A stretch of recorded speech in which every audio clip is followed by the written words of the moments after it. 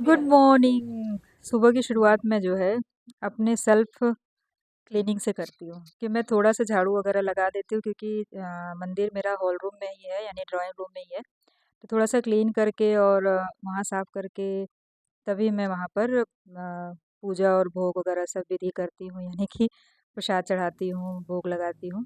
फिर देखिए नहा के मैं आ गई और आज व्रत है तो मैंने जो है हेयर वॉश करके नहाया है, ठंड भी बहुत लग रही थी। और उसके बाद फिर मैं चल रही हूँ अपनी किचन की तरफ। किचन में मैं देखिए भोग का जितना भी बर्तन है ना, उसको धुल के पानी निकाल के क्लीन करके रख लेती हूँ। उसके बाद में आज मैंने केवल केसर के दूध का और फ्रूट का ही भोग लगाया है क्योंकि जो है व्रत है और जिस दिन व्रत रहता है उस दिन मैं हलवे का भोग नहीं लगाती हूँ। और क्योंकि मेरा व्रत और मेरे भगवान का व्रत मज़ाक कर रही हूँ, ऐसा नहीं है। आज बहुत सारा जैसे बोलते हैं ना रूटीन मेरा थोड़ा टाइट था, उसी हिसाब से मैं लगाई क्योंकि शाम को भी जो भी चीज़ें बनाऊँगी उसको भोग ही लगाऊँगी जैसे तिल का लड्डू। तो इस टाइम मैंने यही किया है और ये मेरा भोग की थाली रेडी हो गया है। फटाक से मैंने फल भी काट दिए हैं और मुझे ये जो मॉर्निंग का पहला रूटीन है ना, भगवान के साथ वाला, ये बहुत अच्छा लगता है। तो ये चल रहे हैं अपने तो हेलो मंदिर में और एवरीवन। वहाँ भोग लगाने के बाद मैं फिर मॉर्निंग का मैंने जो रूटीन मंदिर आपके के साथ शेयर किया है। मैं छत पे आई हूँ कि जो फूल है ना, पूजा से निकालती हूँ मैं, मंदिर से जो बासी फूल होते हैं उसको मैं गमलों में डाल देती हूँ।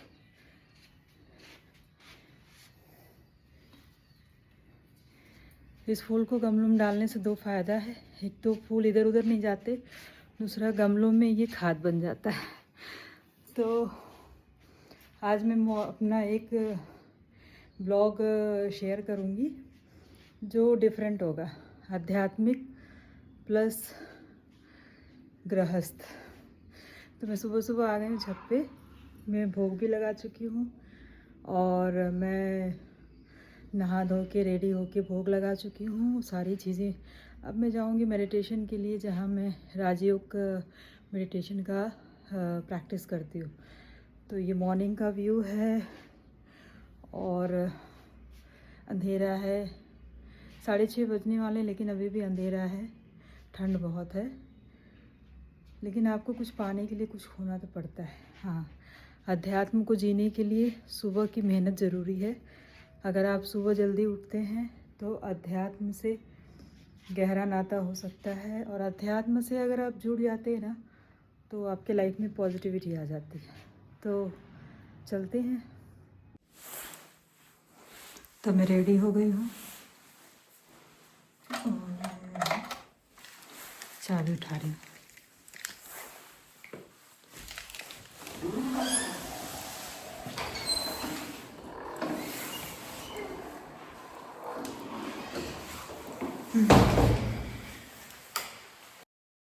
तो मैं पहुंच गई अपना मेडिटेशन सेंटर, राजयोग मेडिटेशन सेंटर। जी हाँ, यहाँ पर वो पॉजिटिविटी का जो एहसास है ना वो और कहीं भी नहीं है। तो अपने आप में एनर्जाइज हो जाते हैं। और उसके बाद पिताजी ने नाश्ता कर लिया। तो मैंने जो है आज मॉर्निंग का, अर्ली मॉर्निंग का मतलब सबको रूटीन शेयर कर दिया, पिताजी को भी नाश्ता दे दिया। अब मैं जा रही हूँ लंच बनाने की तरफ। आज मेरा फास्ट है और जिसको बोलते हैं साकट गणेश चतुर्थी, और इसमें ना पानी भी नहीं पीते हैं, मतलब निर्जला व्रत है। तो अब मैं जा रही हूँ कंप्लीट करने अपना लंच प्रिपेयर कर, लंच की प्रिपरेशन ने शुरू कर दी है। आज जा रही हूँ निमोना बनाने, मटर मटर मटर मटर मटर, फिर से मटर। तो चलो चलते हैं लंच की तरफ। तो ये तैयार हो गया हमारा निमोना। अभी इसको थोड़ा और पकने देंगे पानी और नमक डाल के, फिर ये हमारा टेस्टी सा निमोना तैयार हो जाएगा, और साथ में चावल और रोटी भी प्रिपेयर हो जाएगा। तो ये हमारा लंच लगभग तैयार हो गया है। लंच में तैयार कर रही हूँ जल्द।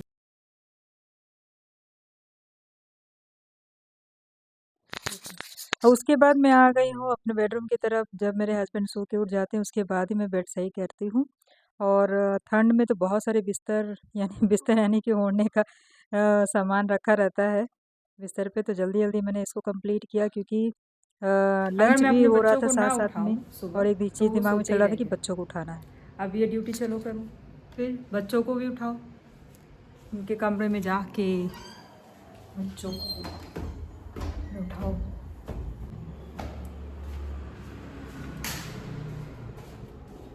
आंटी ये स्टोर रूम बंद कर देना। क्यों? हरिओम उठोगे? उठोगे? फिर वीडियो ले आए रात तेरी के। कितना बज रहा है पता है? कितना बज रहा है पता है? 11 से ज़्यादा हो रहा है, 12 बजने वाला है और अभी सुबह नहीं हुई है इनकी।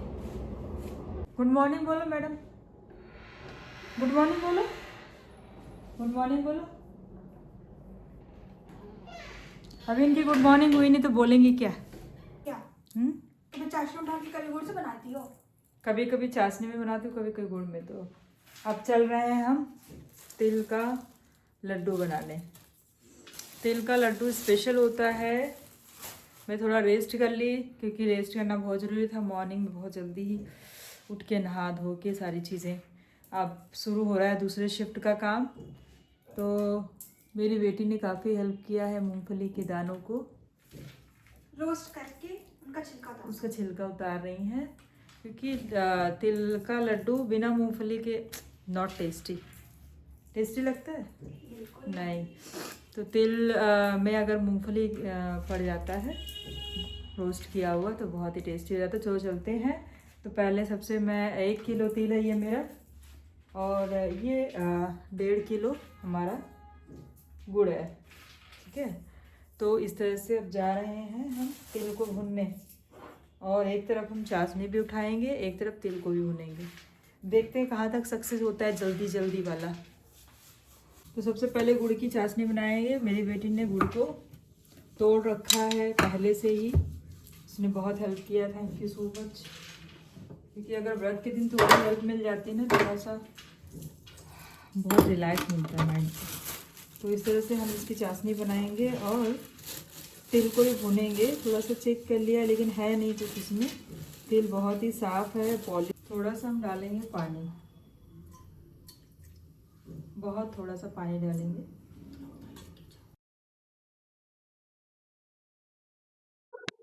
तो मैं चाशनी तैयार कर रही हूँ, गुड़ की चाशनी, क्योंकि चाशनी में ही मुझे लड्डू बनाना था। तो थोड़ा सा मैंने इसमें पानी डाला है और थोड़ा सा घी डाला है, और उसके बाद जब थोड़ा गर्म हो गया उसके बाद ही मैंने गुड़ को मेल्ट करने के लिए डाला है।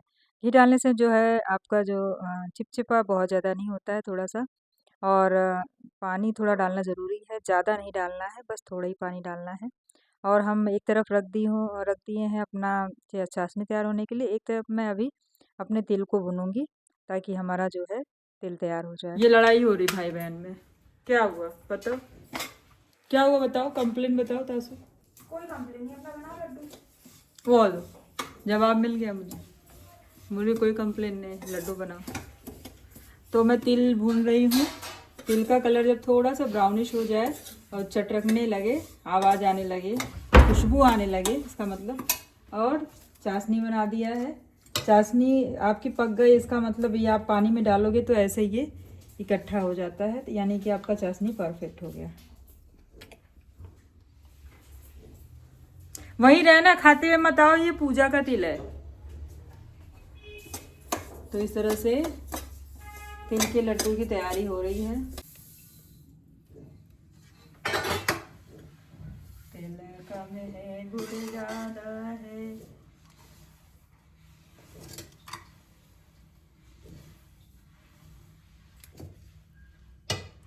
हम डालेंगे मूंगफली का दाना नहीं, हम तुम्हारे मामा नहीं। मूंगफली में दाना नहीं, हम तुम्हारे मामा नहीं। ओके, हम लोग स्टार्ट कर चुके हैं लड्डू बनाना, लड्डू बनाना। और इसको गर्म में ही फट से बांधना पड़ता है, वरना ये ठंडा होके फिर बनता नहीं है। हाँ। तो इसको हाथ में थोड़ा पानी लेके फिर हम बनाते हैं तिल का लड्डू।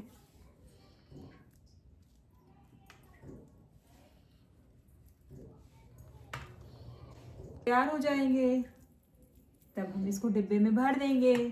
फिर जब तक खत्म नहीं होगा तब तक खाते रहेंगे।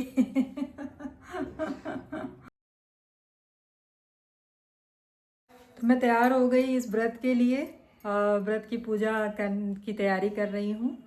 अब थोड़ी देर में व्रत की पूजा शुरू हो जाएगी।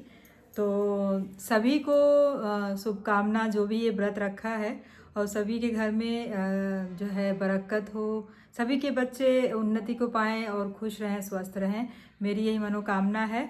और उम्मीद करती हूँ कि आप भी जहाँ भी होंगे